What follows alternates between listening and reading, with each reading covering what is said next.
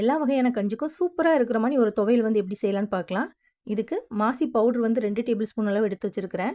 அதுக்கப்புறமா உரப்புக்கு ஒரு 3லேருந்து 4 வத்தல் எடுத்துக்கோங்க. 1 பல்லு பூண்டு, 10 சின்ன வெங்காயம், கொஞ்சமா கருவேப்பில, 1/2 கைப்பிடி அளவு தேங்காய் வந்து எடுத்து வச்சிருக்கிறேன். இப்ப எல்லா பொருளையும் வதக்கிடலாம். இப்போ கடாயில கொஞ்சமா கடலெண்ணெய் ஊத்திட்டு, வத்தல போட்டு நல்லா வறுத்து விடுங்க. இந்த வத்தல் உப்பி வந்ததுக்கு அப்புறமா மாசி கருவாடு சேர்த்துட்டு இத வந்து நல்லா வறுத்துடுங்க. இந்த மாசி கருவாடு வந்து வறுபட்டதுக்கு அப்புறமா மணம் வரும். அதுக்கப்புறமா கொஞ்சமா கருவேப்பிலை சேர்த்து இதையும் நல்லா வறுத்து விடுங்க. இப்போ இதில் நம்ம வெங்காயம், வெள்ளைப்பூடு, தேங்காய் வச்சுருந்தோம்ல அதை சேர்த்துட்டு லைட்டாக மட்டும் வதக்கிட்டு அடுப்பை வந்து ஆஃப் பண்ணிடுங்க.